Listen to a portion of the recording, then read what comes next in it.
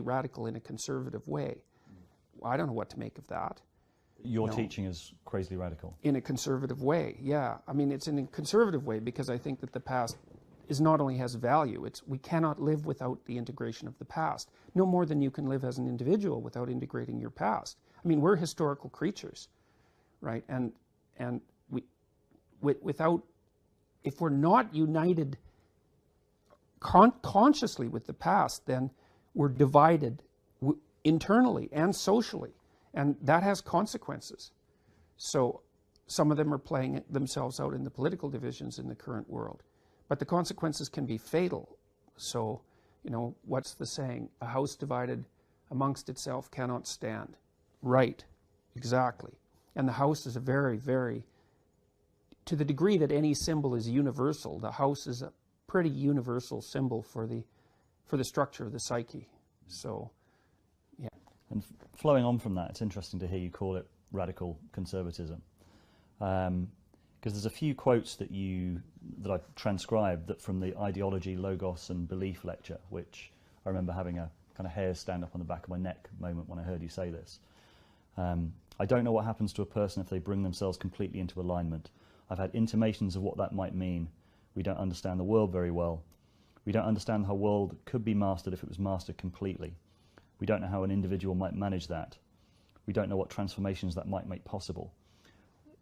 That's mysticism rather than religion, is it not? Well, I don't know if you can draw a distinction between those two things to some degree, because you could say that in a religious system there's two components, and people are temperamentally inclined to align with one or the other. There's a dogmatic component, so the conservatives are more likely to align with that, and there's a active mystical component, which updates the conservative component but also threatens it, so which is what creative thought does in general. And so I would say that the mystical element of that is religious, but it's more on the transformative side. But, you know, I also think that figures like the Buddha, you know, he's an exemplar of the possibilities of that alignment. And the exercises, the yogic exercises, for example, are attempts to bring that alignment into being. You know, I mean, it's very centered on the body, which is quite interesting, even though it's a spiritual tradition, right? It's very, very centered on the body. And I suppose that's related to the idea of the Christian idea, and the Jewish idea for that matter, but the Christian idea more particularly of the sacredness of the body, and also the Christian insistence that in the universal resurrection, the body will also be resurrected, right? It's not, and you know, people are cynical about that idea, but there's a, you know, because they think about it as simplistic and archaic and superstitious and all of that, and they're missing the point. The point is that that system doesn't denigrate the body. It says the body, there's something about the body that's integral to being and cannot merely be disposed of. And so if there's an eternality to existence, then it's an embodied eternality. And that's not, especially given what we know now about the manner in which intelligence operates, is it's not really possible to have a disembodied being. It's not possible, really. So, yeah. When you say you have intimations of what that might mean, can you explain what you mean by that? Well, I've had experiences where everything came together, you know, and they're very, very powerful experiences, and they're also characterized by, it's like everything turns into a musical symphony where each part is exactly appropriate for that moment. And I think music actually expresses that, which is partly why music produces transcendent experiences. You know, when people are dancing to something profound and they're really into it, let's say, the music and the person are the same thing. And then if things really get going, you see this sometimes in a rock concert or a musical concert where everyone is in the same place, right? The band kicks into high gear and they're way out beyond where they usually go. You don't see that often in a concert, even a great concert, but now and then you really see it. And the whole place is one thing. It's just pulsing, you know, and that's an amazing experience. And I think it is an intimation of paradise. It's something like that.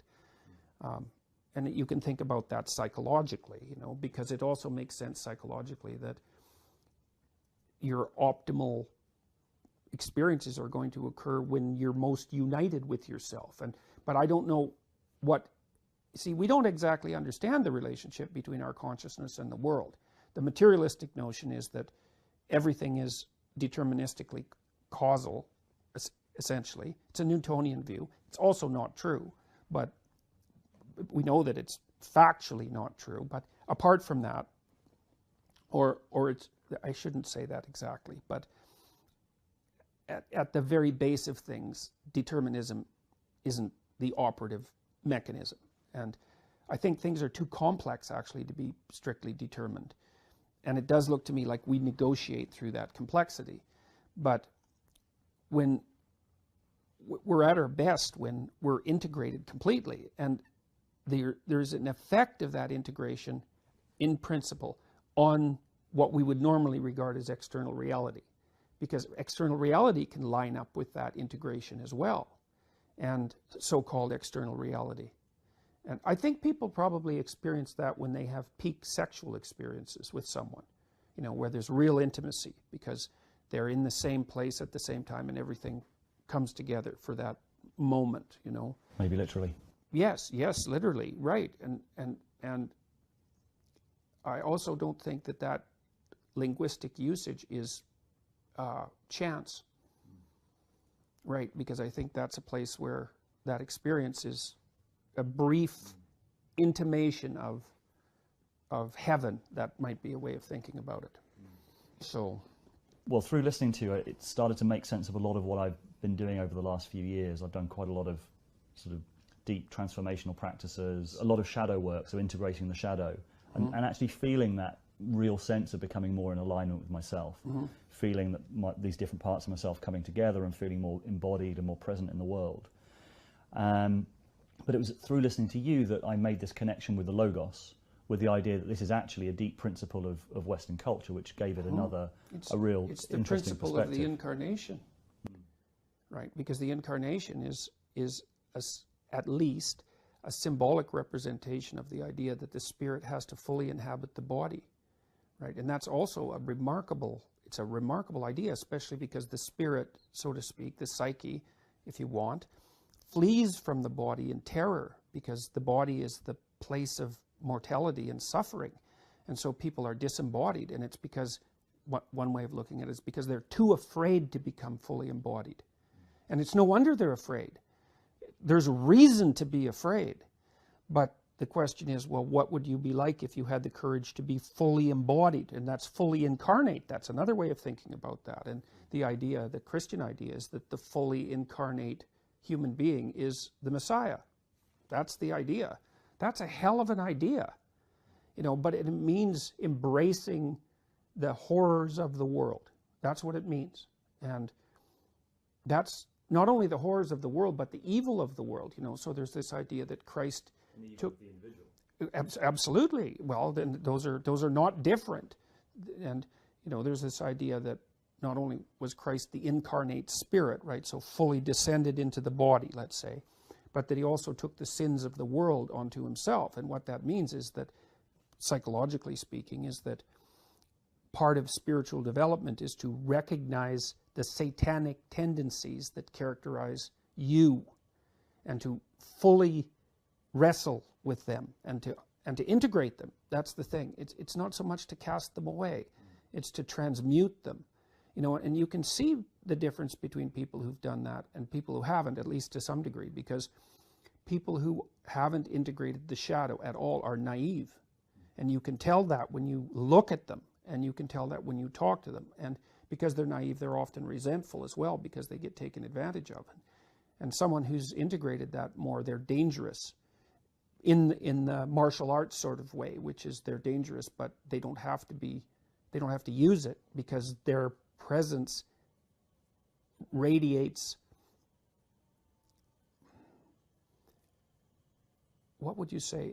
It doesn't radiate threat exactly. Well, certainly strength, but it's the potential for havoc. That's the right way of thinking about it. There's an implicit potential for havoc, And that's really necessary. It's one of the things that gives people self-respect. This is an interesting thing about the integration of the shadow, because recognizing yourself as the locus of evil, let's say, actually, in some sense, gives you far more respect for yourself, strangely enough, because the same respect that you might have for a wild animal or even a monster. It's like, and so then maybe you learn to treat yourself differently. Like, I think this is particularly true with regards to the discipline of children. You know, if you know that you're a monster and that will manifest itself in your life, consciously or unconsciously, and if it's unconsciously, it's not good, then you become better at disciplining children. And the reason for that is that you don't want to expose them to your dark side. And so if they behave and don't provoke you, which means they'll also behave for other people, then the monstrous part can stay in abeyance, and then that's great. But if you don't understand yourself as capable of wreaking havoc, and that can be the kind of havoc that unfolds over decades, right? Because if you're going to abuse a child, it's the primitive form of abuse is the physical abuse. The sophisticated form of abuse is the continual undermining of the child's courage across perhaps their entire life. And that there's a terribly monstrous element to that. And if you're not respected properly by the child, say, you will absolutely take revenge on them. And, you know, that's the whole, in some sense, that's the whole Freudian psychoanalytic story. It's not all of it, but it's a huge part of it. So. Interesting that you say that you have to accept the fact that you're dangerous or become dangerous, because I'd also say that if you haven't done that kind of shadow work, if you haven't made friends with your anger, if you haven't integrated it, you're actually more dangerous. Yes, definitely. Because then things will happen that it will come out in a way that you don't expect. Right, it comes out disintegrated. So it comes out as an autonomous spirit, right, under no one's control. And that's like a burst of rage, let's say. You know, when you hear about a mother who's done something terrible to one of her children, that's the reason, is that, you know, maybe she's just been laid off, maybe she went out and had too much to drink, maybe she's hungover, you know, she's angry and lonesome, and she's overwhelmed by the responsibility of the children, and she has a child who's testing, and she doesn't know how to limit it. And one day, the child tests at exactly the wrong time, and it's like mayhem. And everybody goes, well, what happened? It's like, well, 7 terrible things came together at the same time and produced this outburst of disintegrated rage. And like, look the hell out when that happens, you know? So, yeah, you want to have that. You either have that or it has you. Those are the options. And you don't become safe by being castrated, right? That's not the right move forward. And it almost feels like, having done that, I feel that as a physiological thing. Mm-hmm. It is a physiological. There's more tools at my disposal. Exactly, it is a physiological thing. I mean, you can actually see a change in people's faces when that part of them is integrated. When I would say the rage circuit is integrated, because their faces harden. Like, they no longer look like wide-eyed children. That they're no longer someone to whom things only happen. They're someone who makes things happen. And there isn't much difference between being dangerous and being indomitable, right? They're the same thing looked at from 2 different perspectives. And so, you know, in my new book, I wrote a little bit about, there was an idea in the 80s that was reasonably popular among psychologists, that the way to regulate male aggression was to socialize little boys like little girls. And that's a very, very bad idea. So, because suppressing that aggressive, competitive urge, which also characterizes many women, by the way, although it's more common among men, that isn't what you do. You integrate it. This is why I'm such a fan of Piaget. You know, not as opposed to Freud, but I think Piaget's developmental model is superior to Freud's developmental model, because for Piaget, the process of becoming civilized is a process of continual integration, including the integration of what Freud would consider the id. You know, I mean, it's not as if Freud didn't know that, because he wanted people to incorporate the id, but he kind of conceptualized socialization as the super ego inhibiting the id, or suppressing it. That only happens when the socialization process is bad. When it's good, like if you have a competitive child, like my son was and is a competitive person, you have them integrate that into the ethos of fair play, and then it's a mark of character strength at that point. Absolutely, there's no doubt about it. Would you also say that has to be balanced with compassion, with a greater sort of openness as well at the same time? Well, it has to be aimed, right? You need an aim, and to put your integrated capabilities to work at bringing everything together is the right aim, and it's not a task for, one of the things about, I think, and one of the things about the way morality is taught is it's always taught like it's always taught as if it's your grandma and her corset is too tight. It's a hectoring sort of thing, that you should be good, and the reason that you should be good is kind of for other people, and so it's almost like the Freudian sense you talked about. Yeah, that's the superego sense. Exactly, that's right, and that it's a bunch of restrictions on you, and so you have to reduce yourself in order to be a good person, and that's, well, you might say that that's a prerequisite to discipline, because I think in some sense it is, that you do have to be molded and shaped. Nietzsche believed that a long period of unfreedom had to precede a period of freedom, and that's something like discipline. But fundamentally, that's not the proper orientation, because making everything work better is actually the most demanding task that you can take on. And it's not a matter of reducing yourself to a domesticated moral being, like a fat pug dog, something like that. It's a task that takes everything that you've got, and so you can use all of those darker forces, let's say, to be indomitable as you move forward, and you want a challenge, because all of those forces are exactly the thing that is there for the challenge, and so it becomes a matter of, well, it's a conversion of something that can be very dark into something that's a prerequisite for light. So I was thinking this on the plane, linking to the thing I said before about how connecting this personal growth to the idea of the logos was really powerful, and reframing this, and I've heard you speak about this in a certain way as almost like a heroic mission. Mm-hmm. That you take on ultimate responsibility for your words, you take on responsibility for moving the world either closer or further from chaos. That this is a you take on responsibility for moving the world closer to heaven or hell. And this, I was thinking how powerful a doctrine of, I've always thought, I've made a few documentaries about ISIS before, and how seductive a worldview that is. Right. You can either be a shelf stacker in Wolverhampton, exactly, or you're on the front line fighting for your culture in an existential conflict for the future of the world. Right. So what I find powerful, and I only really thought this the last few days, is your message almost allows you to reframe your own life in that same heroic way. And it feels like something like that is essential. It is essential for us to fight back against those kind of ideologies. There's no doubt about that, and it's for the reason that you just laid out. It's like you take a tough 17-year-old kid, who's rebellious enough not to fit well into the extra domesticated school systems that we impose on our children. Most of my friends, because I lived in a working class town, most of my friends dropped out of school before grade 10, and I wouldn't say it was the least admirable kids who dropped out. These were guys who pretty much physically matured at 15 or 16. Some of them were pretty big and strong, and like they were done with putting up their hand to go to the bathroom. They were just done with that.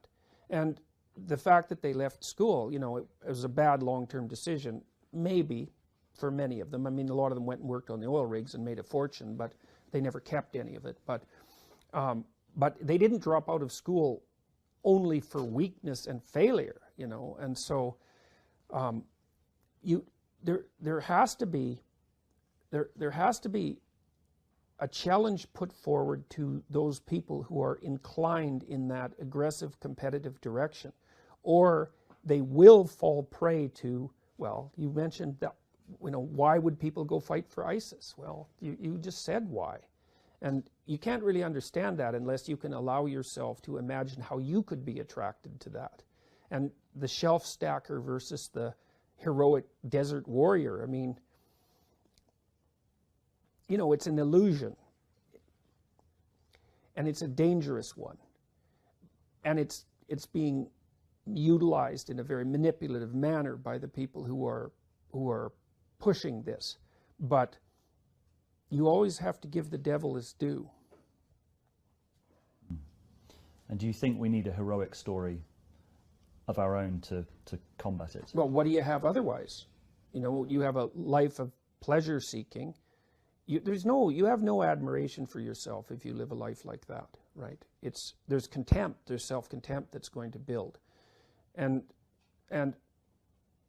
Or engagement in things at a trivial level, which isn't useful, because in the final analysis, whatever your life is, it's not trivial. The suffering makes it not trivial as a baseline. You're stuck with a certain number of profound experiences, and all of them can be negative if you don't.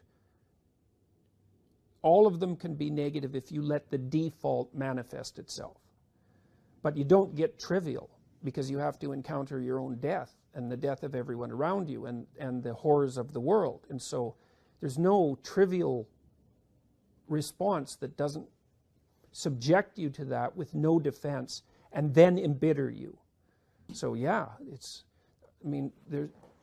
there's a call to nobility in the idea of imitation of the Logos, but it's more than that. It's a call to something of, well, the hypothesis is it's a call to something of cosmic significance. And I don't think that we have any right to assume that that idea is wrong.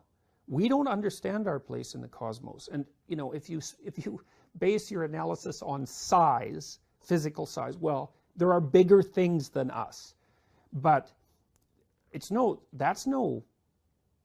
a reasonable yardstick. There isn't anything that's more complex than us, not that we know of. So why not use that as a marker? And there is something. There's an integral relationship between consciousness and being, and that isn't taken with sufficient seriousness by the materialist community. They keep, like people like Daniel Dennett, for example, and he wrote a book on consciousness, which it was called Explaining Consciousness, and his critics called it Explaining Consciousness Away. And I read the book, and that is what he did as far as I'm concerned. And people like Sam Harris have a real hard time with free will, and so their proclivity is to deny it. But they act out the proposition that people have free will, including themselves, because otherwise they wouldn't be able to exist in society, because people aren't very happy when you treat them like they're not at least semi-autonomous agents. And so I don't think that that's fluke. I think that we are semi-autonomous agents. Now, we don't understand how that can be possible, but I'm not willing to say that it isn't the case merely because I can't explain it, especially when I observe that people accept it behaviorally as an axiomatic proposition. So they accept it as true. They can say they don't believe it, but it doesn't matter. Well, it depends on what you think you mean when you say believe. And for me, you act out what you believe, and your conscious, your cognitive, your capacity for abstraction can divorce itself from your embodied reality and go wherever it wants. It can even propose contradictory. It can propose a worldview that isn't in alignment with the manner of your embodiment at all. That happens all the time. It happens to everyone to some degree because we're not transparent to ourselves. But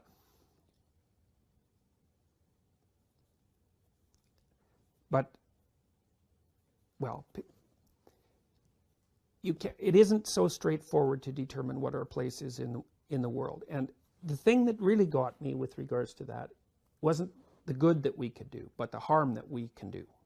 Because you can debate about the good we can do, but you cannot debate about the harm we can do. That's done. We know, if we want to know. And I think my experience was when I took that seriously, which meant understanding how that was about me, about that Auschwitz was about me, and that the Stalinist camps were about me, then, well, that reorients you. That's a deep part of the shadow idea, right? I mean, and I think that is part of the idea of taking the sins of the world onto yourself. It's like you're a human being, so you see what human beings do. That's you. And you might say, well, I'd never do that. It's like, don't be so sure about that. In fact, the probability that you're wrong is extraordinarily high. Especially if you think you wouldn't. Well, that's yes. And I mean, it isn't self-evident that the default position is heroism in the face of the advance of evil. In fact, quite the contrary. So it's highly probable that you would be on the side of the weak who are transformed into oppressors. And that's a very terrifying realization if you take it seriously, which you should. And I do believe that if we don't take that with sufficient seriousness, we are not going to survive, because we're too powerful to be naive. And that was something that Jung insisted on, especially after the invention of the hydrogen bomb in particular. It's like, if you're going to play with fire, you better be a master of fire. What are the prerequisites for true knowledge and understanding? Because it seems to me that intelligence is only a small matter of seeing and understanding properly, and it takes a certain amount of moral courage.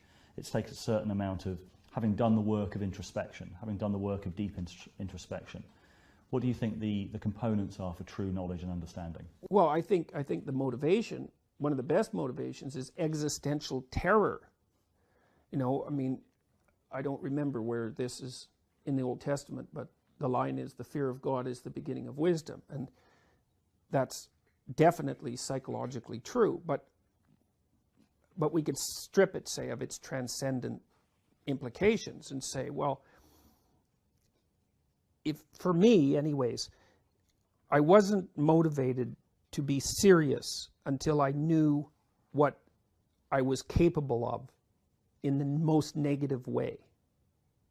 Because you don't take yourself seriously until you know that you are an evil monster. And you don't take that seriously until you know what that means. And so, but once you know what that means, especially if you do it, if you find that out consciously, say, then you're in a position to start taking yourself seriously enough so that you might be willing to learn what you need to learn to become wise. You have to see yourself as an Auschwitz camp guard, and you have to see yourself enjoying it. And that can't just be an exercise in intellectual simulation, precisely. It has to be a dramatic experience. You have to feel that in your bones. And then you have to decide, and you have to give the devil his due. There's something very attractive about predatory power. And you might even say that it's preferable to pathetic weakness. Now, I'm not saying that, but you could make a case that it is. Because you could say that the person who's pathetically weak would like to be a predatory tyrant, but just doesn't have the ability. And that's a Nietzschean criticism of standard morality, I would say.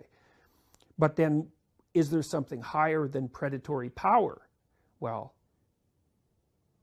yes. I mean, part of Christ's encounter with Satan in the desert is precisely that realization, because he's offered the kingdom of the world. And that means he's offered the option of tyrannical power. And his response to that is, there's something better. And that's wisdom. There is something better. And there's no reason not to go for what is the best. What else? You don't have anything better to do than that by definition, right? So why not work for the betterment of being and abandon your resentment and your hatred of humanity and your self-contempt and take on the responsibility of the horrors and catastrophes of human existence, and do what you can to, well, at least not make it worse, but maybe to make it better. You know you can. You know you can make it worse and better. You just don't know how much. Find out. It might be way more than you think. I'm sure that's the case. So there isn't any more interesting adventure than that.